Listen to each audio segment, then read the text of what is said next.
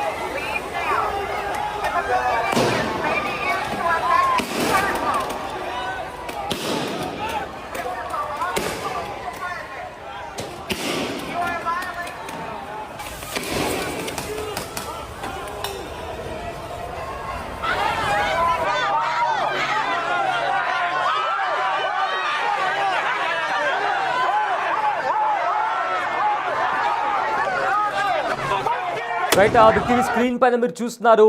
అక్కడ ఎవరైతే ప్రొటెస్ట్ చేస్తున్నారో అక్కడికి వచ్చిన ప్రొటెస్ట్ చేస్తున్న వాళ్ళపైన కూడా నేషనల్ గార్డ్స్ ఎలా ప్రవర్తిస్తున్నారో కూడా మనం బిగ్ టీవీ స్క్రీన్ పైన చాలా స్పష్టంగా కనిపిస్తుంది. అయితే అక్కడ ప్రొటెస్ట్ చేస్తున్న వాళ్ళు కూడా తిరగబడుతున్నారు. అండ్ నేషనల్ గార్డ్స్ కూడా ఎవరిని వదిలిపెట్టట్లేదు. ఎవరైతే దాడులకు దిగుతున్నారో వాళ్ళని కూడా అరెస్ట్ చేసి అక్కడి నుంచి లాక్కెళ్ళిపోతున్నారు. దాడులు చేసిన వాళ్ళపైన కూడా సహించబోమని కూడా ఇప్పటికే ట్రంప్ ఆదేశాలు కూడా జారీ చేశారు. అయితే ప్రజెంట్ లాస్ ఏంజల్స్ అనేది రణరంగంగా మారింది. అక్రమ వలసదారులపై కూడా ట్రంప్ సర్కార్ తీరుకు నిరసనగా పెద్ద ఎత్తున అక్కడ ఆందోళన జరుగుతుంది. అర్ధరాత్రి కూడా ఇక్కడ ప్రజెంట్ ఇప్పుడు అర్ధరాత్రి కూడా అక్కడ కంటిన్యూస్గా ఏవైతే ఘర్షణలు ఉన్నాయో అవి కూడా కంటిన్యూ అవుతున్నాయి. అయితే నేషనల్ గార్డ్స్ రావడంపై కూడా అక్కడ పెద్ద ఎత్తున ఆందోళనలు జరుగుతున్నాయి. లాస్ ఏంజల్స్కు 2000 మంది నేషనల్ గార్డ్స్ రావడంతో అక్కడ నేషనల్ గార్డ్స్ ఎందుకు వచ్చారు, నేషనల్ గార్డ్స్ అక్కడ రావాల్సిన అవసరం ఏంటి, అసలు నేషనల్ గార్డ్స్ అయితే వాళ్ళు దేశానికి సంబంధించిన వాళ్ళు అక్కడ లాస్ ఏంజల్స్లో ఏదైనా గొడవ జరిగితే అక్కడుండే లోకల్ పోలీసులు దీనికి కంట్రోల్ చేయాల్సింది పోయి ఇప్పుడు ప్రజెంట్ అక్కడ లాస్ ఏంజల్స్లో నేషనల్ గార్డ్స్ రావడం అనేది ఇప్పుడు దీనికి తీవ్ర చర్చానీయాంశమైంది. సో ఇదే అంశానికి సంబంధించిన పూర్తి డీటెయిల్స్ మా ప్రతినిధి శివ అందిస్తారు. ఎస్ శివ, అమెరికాలో ఎప్పుడు లేని విధంగా లాస్ ఏంజల్స్లో నేషనల్ గార్డ్స్ వచ్చారు. అండ్ ఎక్కడ ఒక రణరంగం లాంటి ఒక వాతావరణం కనిపిస్తోంది. ప్రజలపైన కూడా దాడి చేస్తున్నటువంటి పరిస్థితి కనిపించింది. నిన్న కూడా మనం చూసాం, ఒక ఆస్ట్రేలియన్ రిపోర్టర్ పైన కూడా ఈ నేషనల్ గార్డ్స్ రబ్బర్ బుల్లెట్లతో కూడా ఫైర్ చేయడం జరిగింది. సో ఏంటి ప్రజెంట్ అక్కడ జరుగుతున్న సిచ్యువేషన్ ఏంటి అండ్ ప్రజెంట్ ఉన్న అప్డేట్స్ ఏంటి శివ? ప్రధానంగా చూసుకుంటే అమెరికా అధ్యక్షుడిగా రెండవసారి ప్రధానంగా ట్రంప్ అధ్యక్ష బాధ్యతలు చేపట్టిన తర్వాత అనేక కఠిన నిర్ణయాలు తీసుకుంటున్నారు. దానిలో భాగంగా అక్రమ వలసదారులు అమెరికా వదిలి వెళ్లిపోవాలనేది ప్రధానంగా ఆయన కొన్ని ఆదేశాలు జారీ చేశారు. న్యూయార్క్ కానీ లాస్ ఏంజల్స్ లో ఉన్న అక్రమ వలసదారులు ఎవరైతున్నారో వారందరూ కూడా వెళ్ళిపోవాలంటూ తెలిపిన నేపథ్యంలో ఇప్పుడు అక్రమ వలసదారులపై ట్రంప్ సర్కారు తీవ్ర ఆగ్రహం వ్యక్తం చేస్తూ వారందరూ కూడా వెళ్ళిపోవాలంటూ కూడా ఆదేశాలు జారీ చేసింది. ప్రజెంట్ సిచ్యువేషన్ చూసుకుంటే కనుక అగ్రరాజ్యం అమెరికాలో ఈ ఆగ్రహ జ్వాలలు అనేవి ఇంకా చల్లారలేదు. ఇంకా లాస్ ఏంజల్స్ నగరంలో రణరంగం అక్కడ కొనసాగుతోంది. ఇటు న్యూయార్క్ కానీ లాస్ ఏంజల్స్ ఇతర నగరాల్లో కూడా అక్రమ వలసదారులు ఎక్కడైతే ఉన్నారో వారందరినీ కూడా వెళ్ళిపోవాలనేది కూడా ట్రంప్ సర్కార్ చెప్తోంది. దానిలో భాగంగా అక్రమ వలసదారులను బలవంతంగా అక్కడ నుంచి పంపించేసేందుకు వారి పట్ల అమానుష్యంగా వ్యవహరిస్తూ ఉన్నారు. అంటే నేలకు అదుపు పెట్టి వారికి తలపైన కాలు పెట్టి మరి చేతులను వెనకలాగే సంఖ్యలు వేసి వారిని బలవంతంగా అక్కడి నుంచి పంపించే విధంగా కూడా అక్కడ వ్యవహరిస్తున్న తీరు పట్ల అందరూ కూడా ఆందోళన వ్యక్తం చేస్తున్నారు. పెద్ద ఎత్తున నిరసనకారులు ఆందోళన నిర్వహిస్తున్నారు. అర్ధరాత్రి సమయంలో కూడా నిరసనలు అలాగే ఘర్షణలు కొనసాగుతున్నాయి. అయితే ఈ ఘర్షణను అదుపు చేసేందుకు నేషనల్ గార్డ్స్ రావడంపై పెద్ద ఎత్తున మరింత ఆందోళనను నిరసనకారులు తెలియజేస్తున్నారు. లాస్ ఏంజల్స్ కు నేషనల్ గార్డ్స్ భారీగా చేరుకుంటున్నారు. అంటే గతంలో ఇప్పుడు కూడా నేషనల్ గార్డ్స్ అక్కడికి వచ్చి నిరసనకారులను కానీ ఆందోళనకారులను ఎప్పుడు కూడా అడ్డుకున్న దాఖలాలు. కానీ ఇప్పుడు కొత్తగా నేషనల్ గార్డ్స్ ను రంగంలోకి దిగి అమెరికా ప్రభుత్వం ఈ విధంగా వ్యవహరించడం పట్ల అందరూ కూడా ఆగ్రహం వ్యక్తం చేస్తున్నారు. ఇక్కడ నేషనల్ గార్డ్స్ కు నిరసనకారులకు మధ్య యుద్ధ వాతావరణం కొనసాగుతుంది. మొహానికి ఎవరైతే అక్రమ వలసదారులు ఉన్నారో వారు ఎవరికన్నా కూడా మాస్కులు ధరించొద్దంటూ కూడా ప్రభుత్వం చెబుతున్నప్పటికీ అక్రమ వలసదారులు మాస్కులు ధరిస్తున్నారు. ఈ నేపథ్యంలో వారందరూ కూడా అరెస్ట్ చేసినట్టుగా కూడా తెలుస్తోంది. అర్ధరాత్రి కూడా పలు వాహనాలకు నిప్పు పెట్టారు. వాహనాలు కూడా దగ్ధమయ్యాయి. అక్రమ వలసదారులను వెంటాడి మరి పోలీసులు పట్టుకుంటున్న పరిస్థితి కనిపిస్తోంది. లాస్ ఏంజల్స్ గవర్నర్ కు ట్రంప్ సర్కార్ కు మధ్య రాజకీయ యుద్ధం కూడా కొనసాగుతుంది. ఏదైతే లాస్ ఏంజల్స్ గవర్నర్ ఉన్నారో గవర్నర్ కు ఇటు ట్రంప్ ప్రభుత్వానికి మధ్య ప్రధానంగా కొంత వివాదం కొనసాగుతుంది. అక్రమ వలసదారులను పంపించే దానిలో ట్రంప్ ప్రభుత్వం సరైన పద్ధతి పాటించడం లేదు. ఇష్టానుసారం వ్యవహరిస్తున్న అక్రమ వలసదారులపై వారిని కఠినంగా శిక్షిస్తూ వారి పట్ల అమానుషంగా ప్రవర్తిస్తూ ఉన్నారు. అంటే ఈ విధానం అనేది కరెక్ట్ కాదు అనేది కూడా ప్రధానంగా ఇటు అక్కడ ఉన్న ఎవరైతే ఆందోళనకారులు కానీ నిరసనకారులు ఎవరైతే ఉన్నారో అక్రమ వలసదారులు ఎవరైతే ఉన్నారో వాళ్ళందరూ కూడా ట్రంప్ సర్కార్ పై ఆగ్రహం వ్యక్తం చేస్తూ రోడ్లపై వచ్చి నిరసన తెలియజేస్తున్నారు. కానీ ట్రంప్ సర్కార్ ఒకటి ఎవరైతే అక్రమ వలసదారులు ఉన్నారో అక్రమంగా ఇక్కడికి పాకిస్తాన్ లోకి వచ్చి అంటే కేవలం ఒక భారత్ కాదు ఇతర దేశాలు ప్రపంచ దేశాల నుంచి ఇక్కడ నివాసం ఉంటున్నారు. అటువంటి వారందరూ కూడా తిరిగి వెళ్లిపోవాలి వారి దేశాలకు అనేది కూడా ట్రంప్ సర్కార్ మొదటి నుంచి అధికారంలోకి వచ్చినప్పటి నుంచి కూడా ట్రంప్ రెండవసారి అధ్యక్ష బాధ్యత చేపట్టినప్పటి నుంచి కూడా స్థానికత అంశాన్ని తెర మీద తీసుకొచ్చారు. స్థానికత అంశాన్ని తెర మీద తీసుకొచ్చి ఆయన విజయాలను కూడా సాధించారు. ఈ నేపథ్యంలోనే అక్కడ అక్రమ వలసదారులు ఎవరైతున్నారో వారందరూ కూడా తిరిగి వెళ్ళిపోవాలంటూ కూడా కఠిన నిబంధనలు అమలు చేస్తున్న నేపథ్యంలో ఎవరైతే ఇంకా మిగిలి ఉన్నారో వారందరూ కూడా వెళ్ళిపోవాలంటూ బలవంతంగా వారి దేశం నుంచి పంపించే ప్రయత్నం చేస్తున్నారు. ఆ ప్రయత్నాల్లో భాగంగా ఇక్కడ అక్రమ వలసదారులు కానీ నిరసనకారులు ఆందోళనకారులు మరియు నేషనల్ గార్డ్స్ కు పోలీసులకు మధ్య ఉద్రిక్త పరిస్థితులు కొనసాగుతున్నాయి. లాఠీ చార్జ్ నిర్వహిస్తున్నారు. కొత్తగా ఆందోళనకారులు కూడా పోలీసుల పైన మరొక నేషనల్ గార్డ్స్ పైన దాడికి తెగబడుతున్న పరిస్థితి కనిపిస్తుంది. ఎవరికి వారు ఒకరిపై ఒకరు దాడి చేసుకుంటున్న నేపథ్యంలో ప్రజెంట్ ఉద్రిక్త పరిస్థితులు అక్కడ కొనసాగుతున్నాయి. కానీ ట్రంప్ సర్కార్ మాత్రం వేగ తగ్గడం లేదు. అక్రమ వలసదారులు వెళ్ళిపోవాలి, ఎవరు కూడా మాస్కులు ధరించొద్దని కూడా ఎప్పటికప్పుడు ఆదేశాలు జారీ చేస్తూ కఠిన నిర్ణయాలు తీసుకుంటుంది. ఎస్, అయితే ఇప్పటికే శివ ఎవరైతే లాస్ ఏంజల్స్కి సంబంధించిన గవర్నర్ ఉన్నారో అతనికి ఇంకా ట్రంప్కి కూడా సరిగ్గా వాళ్ళిద్దరి మధ్య కూడా ఏదో గొడవ జరుగుతున్నట్లు కూడా తెలుస్తుంది.